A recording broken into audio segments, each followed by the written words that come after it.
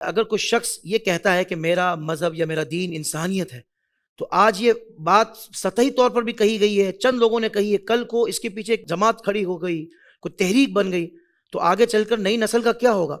بھائی ان کا دین اسلام کیسے بچے گا اگر وہ اس طرف، جیسے شاہ صاحب نے کہا نا کہ پھر وہ جو اس کی عقل فیصلہ کر رہی ہے وہ اسی کو دین سمجھ رہا ہے، اسی کو وہ انسانیت کہہ رہا ہے.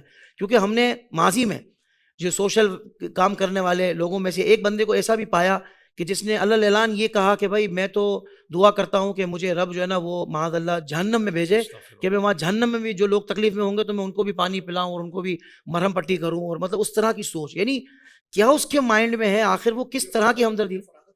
پانی پلائے گا جی اس کو فراغت ملے گی تو پانی پلائے گا. ہاں ہاں ہاں، کیا کہہ رہے ہیں شاہ جی، واہ واہ. تو آخر مطلب اس کیا کس طرح، دیکھیں مجھے پرسنلی ایسا لگتا ہے کہ شاید یہ لوگوں کی اٹریکشن حاصل کرنے کے لیے ایکسٹریم جملہ تلاش کرتے ہیں. سب سے پہلی چیز یہی سمجھنے کی ہے کہ انسان کا خالق کون ہے.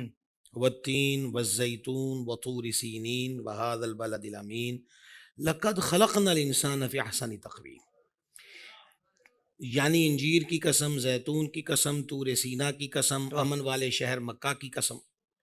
اور پھر خالق یہ 4 قسمیں ذکر کر کے فرما رہا ہے کہ ہم نے انسان کو حسین ساخت پر پیدا فرمایا، زندگی دی. الذی خلق الموت والحیات، زندگی اور موت کا خالق بھی وہی ہے. بے شک کوئی بھی چیز ہے، مطلب ہم اس اسٹوڈیو کے اندر بیٹھے ہیں، کس لیے بنایا ہوا ہے؟ تو یہاں ہم بولیں کہ آپ لوگ اٹھیں اور ہم تھوڑا آلو پیاز والوں کی یہاں ریڑیاں لگوانا چاہتے ہیں، تو آپ کہیں گے بھائی تمہاری عقل ٹھکانے ہے، یہ ہم نے اس لیے بنایا ہے، جس لیے ہم نے بنایا ہے ہم وہ کام کریں گے. بہت اچھا.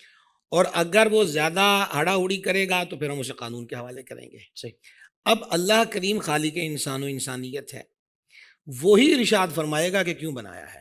ٹھیک ہے. وما خلقت الجن والانس الا لیعبدون، کہ ہم نے جنوں اور انسانوں کو اپنی عبادت کے لیے پیدا فرمایا ہے. اچھا اب عبادت میں مختلف مذاہب و ادیان آ گئے. ان الدین عند اللہ الاسلام، اللہ کریم کے ہاں دین ہے ہی اسلام. سبحان تو اللہ. بھائی جو رب کا بنایا ہوا ہے وہ اپنے بنانے والے سے انحراف کیسے کر سکتا ہے؟ اس کی بولی خالق کے ارشاد سے مختلف کیسے ہو سکتی ہے؟ ایک ملک میں رہنے والا جس نے ملک بنایا بھی نہیں ہوتا، وہ اس کا باسی ہوتا ہے، وہ ملک کے قانون کے خلاف بات کرے تو باغی قرار پائے گا. اللہ تعالیٰ کا بنایا ہوا بندہ اسی کی دھرتی پر رہ کر یہ کہے کہ جو تیرا پسندیدہ دین ہے میں وہ نہیں ہے، میں نیا دین بناؤں گا اور میں اس کو انسانیت کا عنوان دوں گا، تو یہ تو کھلی بغاوت ہے. جی جی جی جی. دوسری بات جو آپ نے ذکر کی ہے، دیکھیں ابلیس لعین بندوں سے نیکی کے عنوان پر بھی گناہ کروا دیتا ہے. صحیح.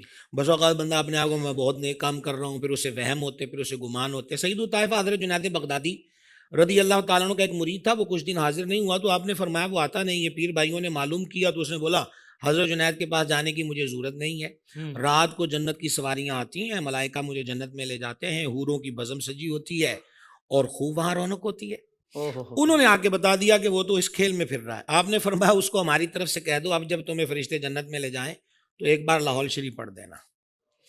تو اس نے کہا جی پڑھ دیں گے. حسب معمول وہی کچھ ہوا، اسے اچانک یاد آیا کہ مرشد کا ارشاد آیا تھا تو چلو پڑھ دیں. تو جیسے اس نے لاہور شریف کو پڑھا یک دم روشنیاں چھٹ گئیں، اندھیروں کا غلبہ. جس کو حوریں سمجھ رہا تھا وہ جنات اور چڑیلیں، اور جس کو روحانی منظر اور خوبصورت چیز قرار دے رہا تھا وہاں گندگی اور روڑیاں تھی، وہ جنت کہاں تھی؟ وہ تو وہی بیابان اور جنگل تھے. پھر وہ حضرت جنید پاک کے قدموں میں آ کے گرا، فما ہوا ہے جنت سے. تو ایسے ہی وہ دوزخ کے اندر جائیں گے جو پانی پلائیں گے. تو عرض یہ کرنا چاہتا ہوں کہ کبھی نیکیوں کے عنوان پر یہ بھی ایک ابلیس لعین کا بہت بڑا حملہ ہوتا ہے کہ وہ باغی کرواتا ہے. اگلی بات میں ساتھ ساتھ اس کو بھی ضرور ایڈ کرنا چاہوں گا کہ یہ بہت بڑا مذاق ہے کہ ہمیں دوزخ میں ڈال دے اور ہم وہاں زخمیوں کی مرہم پٹی کریں گے یا ان کو پانی دانی پلائیں گے. یہ اللہ کریم کے عذاب کو ہلکا قرار دینا ہے. اور فقہا نے فرمایا کہ جو اللہ کریم کے عذاب کو ہلکا جانے کہے وہ دائرہ اسلام سے نکل جائے گا. وجہ عذاب سہنے کی انسان میں طاقت نہیں، تو پھر وہ عذاب ہی کیا ہے جس کو انسان سہ جائے. آپ اندازہ کریں اس سے بھی بڑا سر اٹھا کے چلنے والا فرعون تھا. تو جب پانی کی لہروں نے 4 غوطے دیے تو کیا کہتا تھا وہ کہ میں موسیٰ و ہارون کے رب پر ایمان لے آیا. تو یہ آنکھوں پر پٹی بندی ہوتی ہے اور سامنے کی طرف انہیں وہ چیز نظر آ نہیں ہوتی. دوسری چیز قرآن و حدیث کی تعلیمات سے دوری ہے. آپ کیا انسانیت کی بات کریں گے؟ آپ تو اس اعتبار سے ابھی پیدا بھی نہیں ہوئے جتنی انسانیت کی فکر اور خدمت کا درس اسلام دیتا ہے.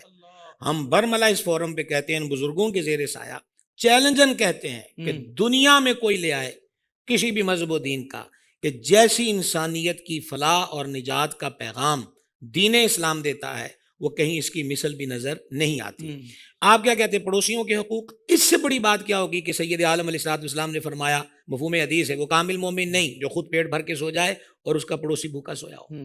جو ام المومنین صدیقہ کریمہ طیبہ طاہرہ رضی اللہ تعالیٰ عنہ سے فرمایا کہ اگر پڑوس میں سے چھوٹے بچے کھیلتے آ جائیں تو ان کے ہاتھ پہ کچھ رکھ دیا کرو، چاہے کھجور ہی کیوں نہ ہو، اس سے ان کا دل خوش ہو جائے گا.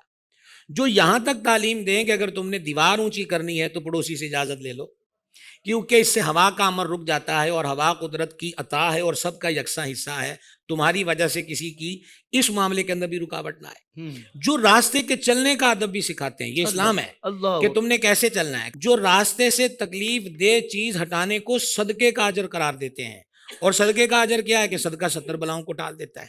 جو یہاں تک تعلیم ارشاد فرمائے کہ جنہوں نے خود فرمایا کہ میں نے جنت میں ایک آدمی کو دیکھا جدھر چاہتا ہے پھرتا ہے، تو جبریل امین علیہ السلام نے عرض کی ایک درخت لوگوں کی راہ میں رکاوٹ تھا تو اس نے کاٹ کر اس کو راستے سے ہٹا دیا، تو اللہ کریم کی جنت میں اس کے لیے کوئی رکاوٹ نہیں.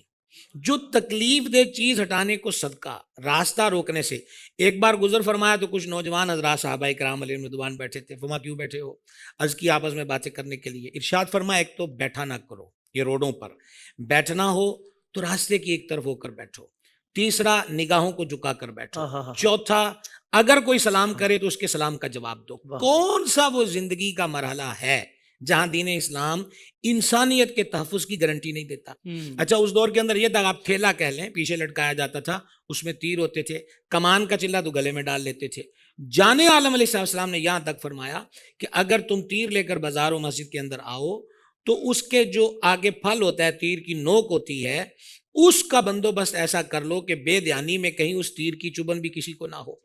ایسی انسانیت کے تحفظ کی بات. اور اس سے بڑھ کر بات کیا ہے کہ فرما کامل مومن وہ ہے کہ جس کے ہاتھ اور زبان سے دوسرے مسلمان کی عزت اور مال اور جان محفوظ رہے. چلیں اب تک تو ہم مسلمان کی بات کر رہے ہیں. جان عالم علیہ الصلوۃ والسلام نے وہ غیر مسلم جو اسلامی ریاست میں رہتا ہے اور اس اسلامی ریاست کے اندر اسلام کے خلاف کوئی بات نہیں کرتا، اہل ذمہ جن کو کہتے ہیں، ان کے ساتھ بھی دھوکے کی اجازت نہیں دی.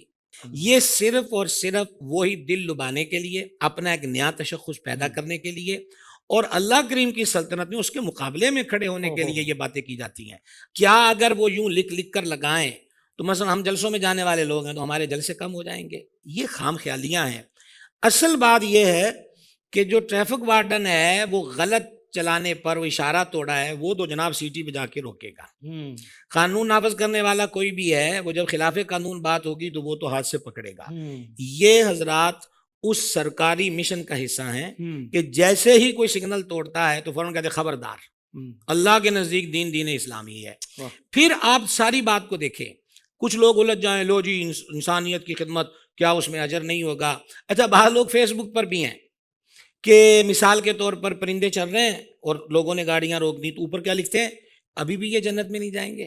ایک کتا کنویں میں گر گیا تو وہ فورسز آ کے انہوں نے ان کو باہر نکالا، بولے یہ ابھی بھی جنت میں نہیں جائیں گے. بھائی تم مسلمان ہو، جنت میں جانے اور نہ جانے کا فیصلہ رب رسول نے کر دیا اور فرما دیا کہ جنت میں سوائے مومن کے کوئی نہیں جائے گا. تو ہم سے کیوں پوچھتے ہو؟ پوچھو تو وہ جس کا فیصلہ نہیں ہوا. ان تصویروں کو دیکھ کر اس قسم کی یہ باتیں کرنا وہی بات ہے. اب فیصلہ کر لیجئے، مر گئے، سب چھوڑ کے چلے گئے، قبر میں پہنچ گئے. اب قبر میں جو سوال ہے ما دینو کا، تمہارا دین کیا ہے؟ تو کیا اس کا جواب یہ ہے کہ میرا دین انسانیت ہے؟ دے کر دیکھے جواب. کیا اس جواب پر نجات ہو جائے گی؟ وہ تو حضور جان عالم علیہ السلام نے کلیئر فرما دیا کہ اس کا دوسرا جواب کیا ہے کہ میرا دین اسلام ہے. تو ہم کہتے ہیں جس صحیح جواب پر وہاں نجات ہونا ہے وہی بولی زمین کے اوپر بولو. نجات والی بولی یہی ہے کہ میرا دین اسلام ہے، جو انسانیت کے خیال اور تحفظ اور اس کے حقوق کے معاملے میں گارنٹی بھی دیتا ہے، ترغیب بھی دیتا ہے اور تعلیم بھی دیتا ہے. کیا کہنے علامہ صاحب، اللہ آپ کو سلامت رکھے. زندگی کے تمام شعبوں میں دینی رہنمائی حاصل کرنے اور آخرت کو بہتر کرنے کے لیے ہمارے YouTube channel Islamic digital studio کو سبسکرائب کر لیں اور بیل آئیکن بھی پریس کر لیں.